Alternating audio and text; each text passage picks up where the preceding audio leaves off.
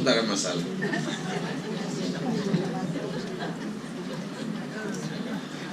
Allahu Akbar walillahil hamd. Ayat 60. Sudah ya? Tawakul. Nih. Jangan bersandar kepada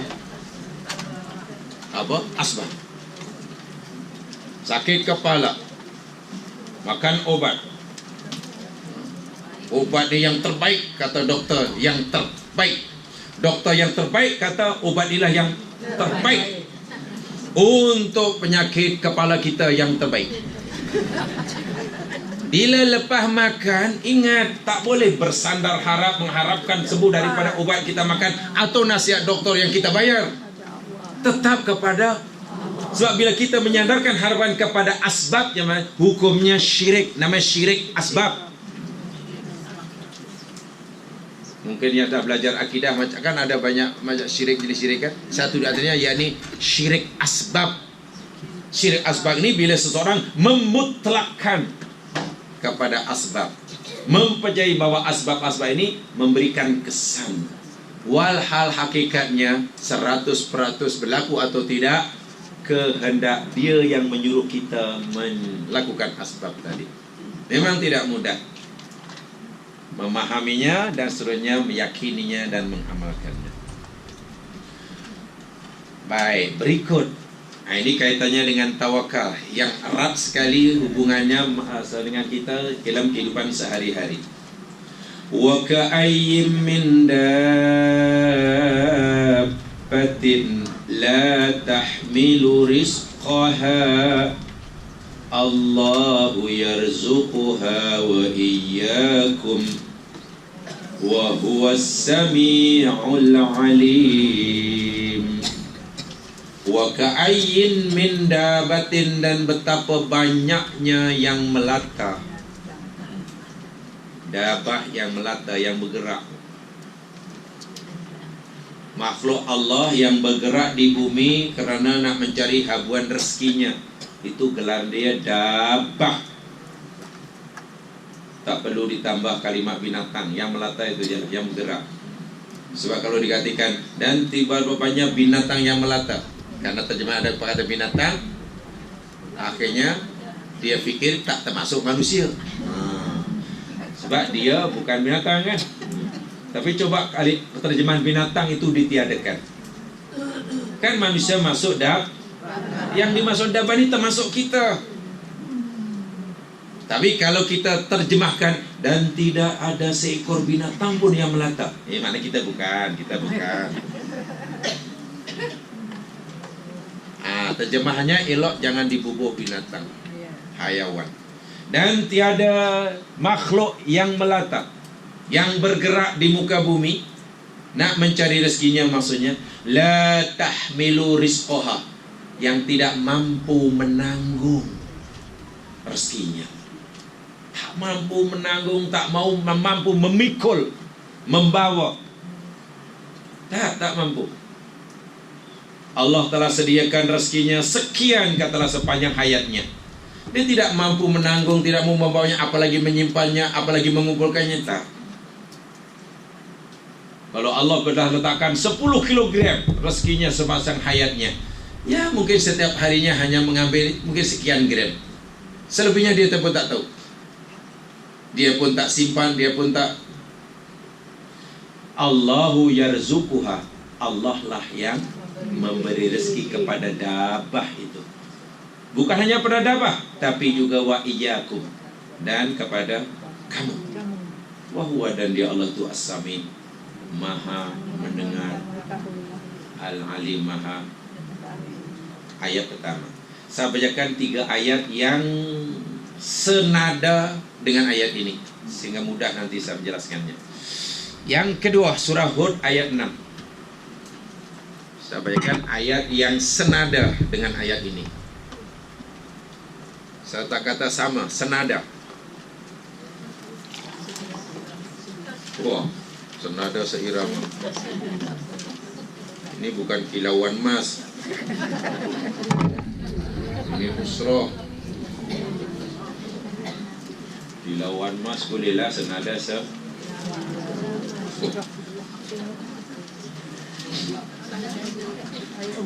Lawan Mas.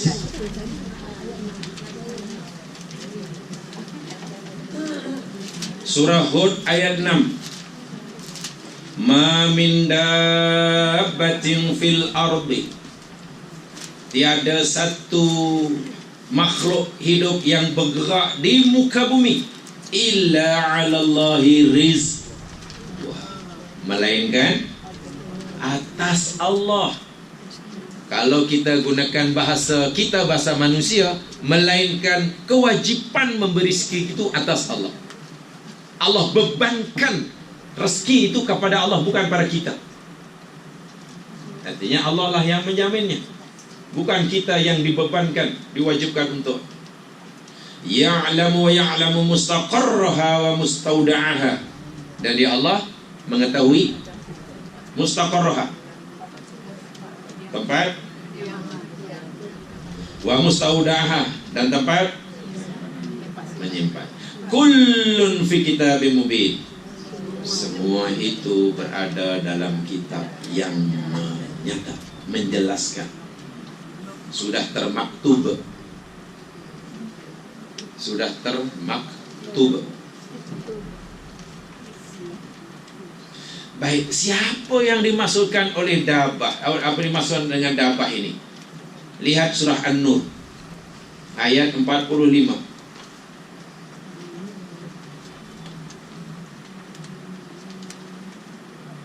Saya bacakan 3 ayat saja, pemudah nanti saya menjelaskannya. Antara satu ayat dengan ayat yang berkaitan. Surah An-Nur ayat 45. Surah ayat 40, surah ayat 60 surah Al-Kabut cerita tentang rezeki, bahwa Allah lah yang menjamin bagi setiap dabbah. Demikian surah Hud ayat ke-6. Sekarang surah An-Nur ayat 45. Ini cerita apa dan siapa yang Allah maksudkan dabah itu. Surah An-Nur ayat 45. Wallahu khalaqa kulla dabbatin mimma.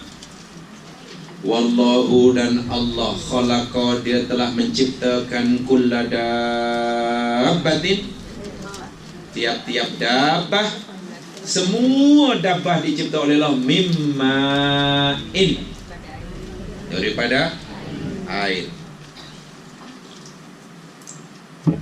Dalam buku yang saya baca ya mas sekalian, oleh si pengarang yang memang layak untuk menjelaskannya, unsur alam semesta yang tertua sekali sebelum alam menjadi seperti ini, yakni hidrogen. Hidrogen ini termasuk unsur yang tertua dalam alam semesta sebelum menjadi seperti sekarang. Ada bumi, ada langit, ada matahari, ada Jupiter, ada ini. Jadi sekian tahun, sekian tahun selepas berlakunya The Big Bang kata mereka, tertua sekali.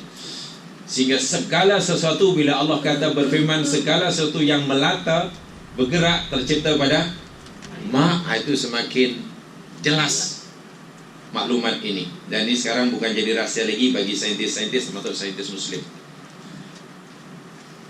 Ya, kita tidak mampu mempelajarinya. Hanya saya katakan tempoh hari, kalau kita tak mau pelajari sendiri, tolong luangkan masa untuk membaca hasil kajian orang yang mampu. Minimum luangkan masa membaca hasil kajian mereka yang mampu. Jangan, dah lah kita tak mampu, nak membaca pun tak ada maknanya nak baca buat ni. Elok cari resipi terbaru. Sampai bila nak belajar baca buku resipi? Cukuplah yang ada itu pun dah tak termakan. Ini hanya rajin koleksi majalah resipi, tapi tak masak-masak, makan beli. Sia-sia. Dah, itu kata bapak-bapak sebelah sana, selalu komplain. Beli buku, tengok internet, tapi tak makan beli.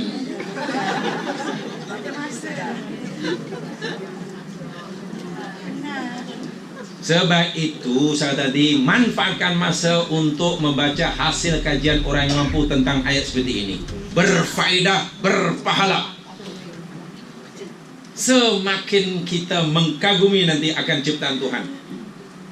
Sebab kalau hanya baca koleksi resipi kan hanya apa, tak tahulah apa lagi yang nak masak hari ini. Bingung saya, macam nak masak apa ini. Macam mana ya, you tak masak, bingung lah nak masak apa. Nak ini, takut ini. Beli aja lah, beli.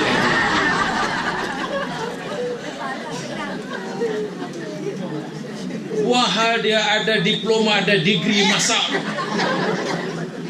Saya pun tak faham. Ya dah cukup dah, banyak lah itu resipi tu, cukup dah. Tahu 10 dah. Lebih kalau satu hari satu kan dah lebih 1 minggu kan. Seminggu kan 7 hari aja. Kalau aja punya 10 resipi dah lebih tu.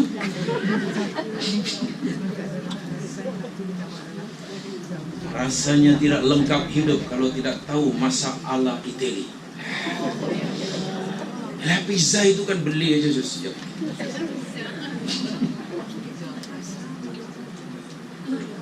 Allah lah yang telah menciptakan tiap-tiap yang bergerak di muka bumi daripada air. Dan saya kagum hasil kajian saintis termasuk itu Muslim. Apa yang dimaksudkan oleh Allah ini? Ya betul, semua kehidupan bermula dari hidrogen. Hidrogen unsur alam semesta yang tertua sekali. Yang tertua. Dan helium yang kedua. Dan helium yang kedua. Faminhum, maka sebagian mereka dabah yang aku ciptakan, kata Allah, daripada air itu, daripada apa nama itu H2O ini, man yamshi ala batnih, ada yang berjalan bergerak atas perutnya. Siapa ya? Ulau, buaya, biawak, wih, macam-macam. Itu yang nampak walha puluhan disenaraikan. Dalam buku itu disenaraikan asal usul apa penghuni alam semesta pada mula ini. Tiba-tiba bumi dipenuhi dengan makhluk. Sekian juta tahun hilang, tak ke mana, tukar makhluk yang baru. Jadi ada semacam evolusi. Walaupun tidaklah seperti mana evolusi Charles Darwin. Sedang berevolusi, tapi taklah berevolusi macam teori Darwin tu. Robert Charles Darwin yang sudah ternyata silap teori dia. Tapi betul, banyak yang mula-mulanya ini berasal di laut, di air. Satu bentuk apa namanya, yang sangat binatang halus. Mimba ni, wa minhum man yamshi ala rijlain, dan sebagian mereka ada yang berjalan dengan atas 2 kaki sebagai apa ni ya? Ayam, burung,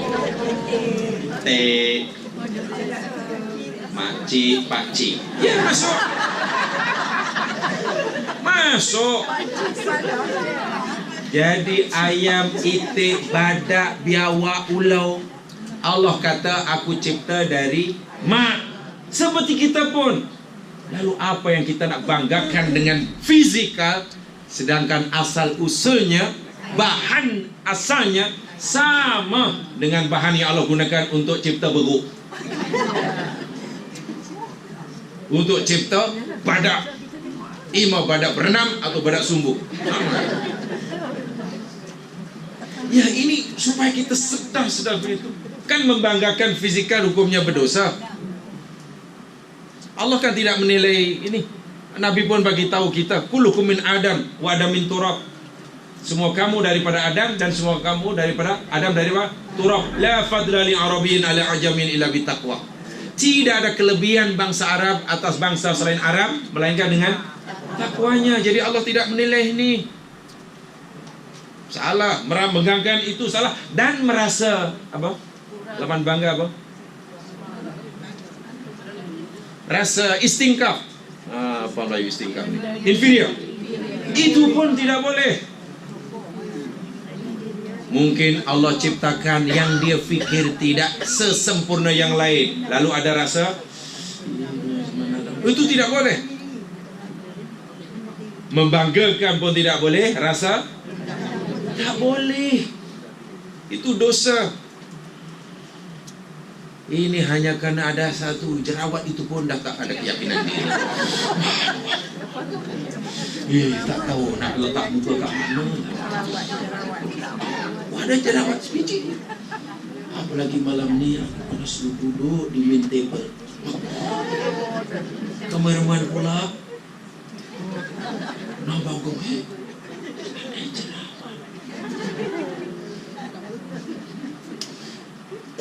Kameraman pun lagi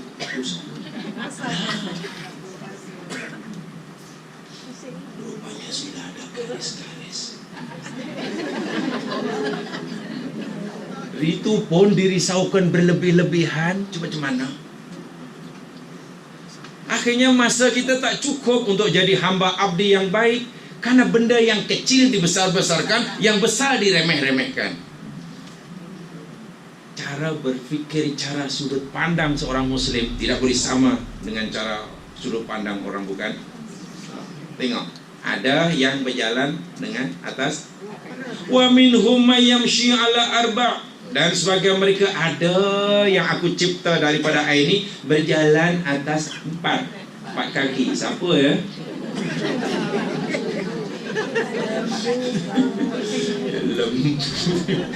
Oh, banyaklah. Komodo. Iya. Adakah hanya ada dua, kemudian perut dua, empat? Oh tidak. Allah kata yakhluqullahu ma yasha. Allah ciptakan makhluknya dabah daripada air itu ma yasha. Apa yang dia? Sehingga ada yang berjalan dengan 8 kaki, 12 lagi tak berpuluh-puluh kaki. Allah Maha tahu. Atau mungkin ada yang tidak berkaki. Ya, macam mana tidak berkaki? Sebab dengan atas perut jalannya. Masya Allah. Semuanya itu namanya dabah. Setiap benda yang bergerak di atas muka bumi, yang Allah cipta asalnya pada air, dan bergeraknya karena nak mencari habuan rezeki yang Allah telah tetapkan baginya, Allah bagi gelaran dabah. So glamour ke tak glamour? Nama dabah dabah tu. Begini ya jemaah sekalian, ini kata Dr. Yusuf Qaradawi, bukan kata saya. Jadi saya ikut saja.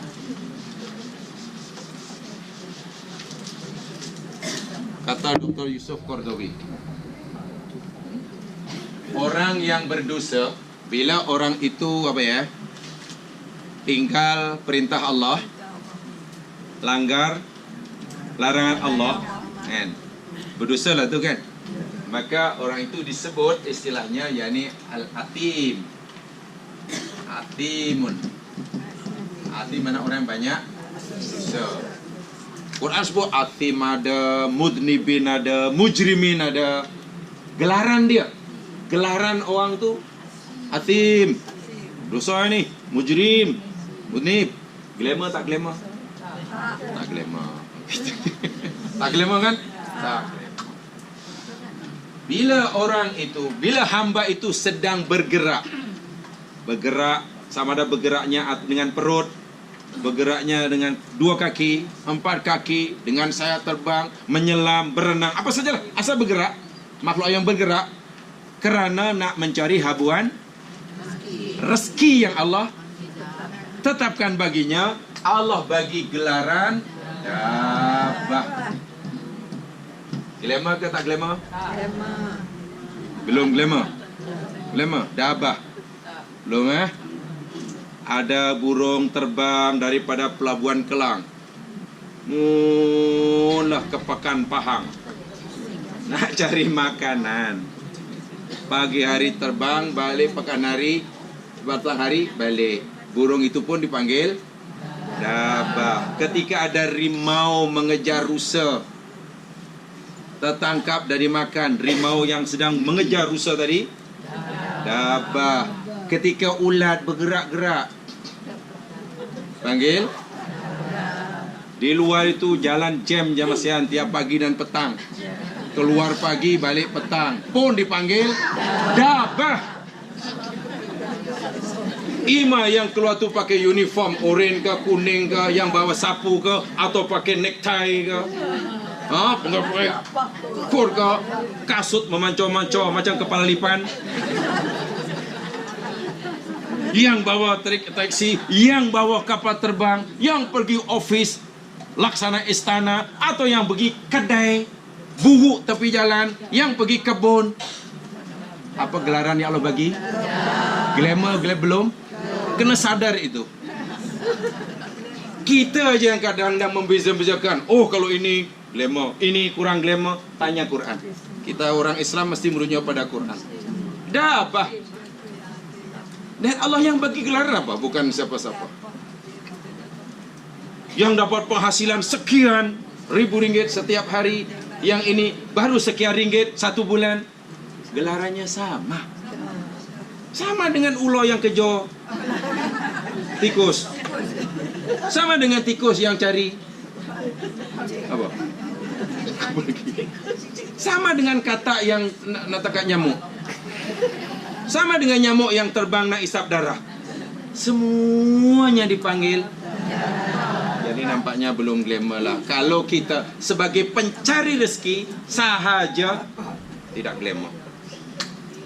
Ketiga, kata Imam Yusuf Al-Qaradawi, orang yang beramal, beribadah, buat yang disuruh, tinggal yang ditegah. Apa tujuan kita ya bila kita beramal, beribadah? Supaya nanti Allah dapat pahala, masuk surga, dapat pengampunan, betul? Selamat daripada. Maknanya kita beribadah mengharapkan balasan dari Allah. Boleh dan memang disuruh. Kita disuruh minta balasan kepada Allah setelah kita beramal. Kan kita minta, ya Allah, Allahumma inna as'aluka ridhaka li jannah, na'udzubika min sakhatika wan nar. Terimalah hamba ya Allah, berilah pahala, berilah. Jadi kita beramal, kita beribadah dan mengharapkan balasan. Orang yang beribadah dan mengharapkan balasan daripada Allah, gelaran yang Allah berikan yakni ajir. Ajir gelaran dia. Ajir itu terjemahan bebas pekerja. Bahasa halusnya buruh.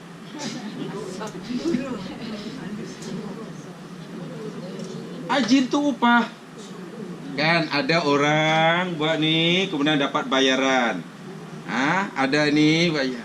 Bila kita bekerja, kemudian kita inginkan upah, balasan, itu namanya ajir. Termasuklah orang yang beribadah kepada Allah lillahi ta'ala dan mengharapkan balasan daripada Allah pun nama gelaran dia.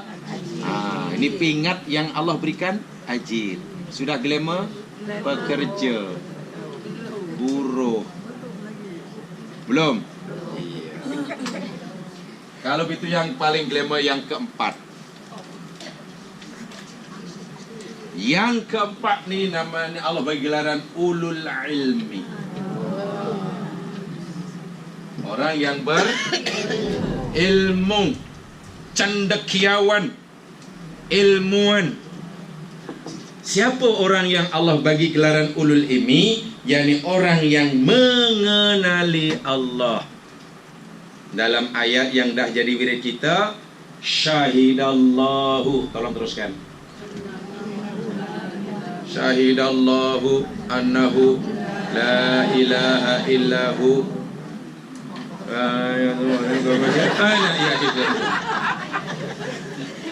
Syahidallahu annahu la ilaha illahu wal malaikatu wa ulul ilmi qaiman bil qist annahu la ilaha illahu. Tengok, Allah bersyahadah. Syahidallah itu Allah bersyahadah. Apa syahadah Allah? Annahu la ilaha illahu, bahwasanya tiada Tuhan melainkan Dia. Allah sendiri bersyahadah, tiada Tuhan melainkan aku, tiada Tuhan melainkan aku. La ilaha illa ana, la ilaha illa ana. Yang menyaksikan keesaan Allah yang pertama sekali adalah Allah sendiri. Kemudian wal malaikat, para malaikat pun menyaksikan, memberi kesaksian akan keesaan Allah. Yang ketiga, siapa yang menyaksikan keesaan Allah? Ulul ilmi, Bermakna orang yang mengesahkan Allah, mengenali Allah dengan sebenar-benarnya, predikat yang Allah berikan, nama yang berikan, ulul ilmi, dan inilah yang paling tinggi. Kalau kita tidak kenal Allah hanya sebagai pencari rezeki, namanya, ingat, belum glamour walaupun penampilannya berbeza-beza. Walaupun penampilannya berbeza-beza. Yang pergi kebun ke, yang pergi sawah ke, yang pergi office ke, office kecil, office besar, pegawai tinggi, pegawai rendah, bahkan dabah tadi termasuklah kata biawak, tikus. Apa saja yang bergerak di muka bumi yang sedang mencari habuan rezekinya, itulah dabah. Itulah dabah. Jadi nih paling tinggi sekali, kata Dr. Yusuf Al-Qaradawi, bukan kata saya. Tentu beliau selepas memperhatikan ayat Quran, ayat Quran. Jadi adabah alladzi tadubbu 'alal ard wa huwal murad wa kullu hayyin dhi harakah.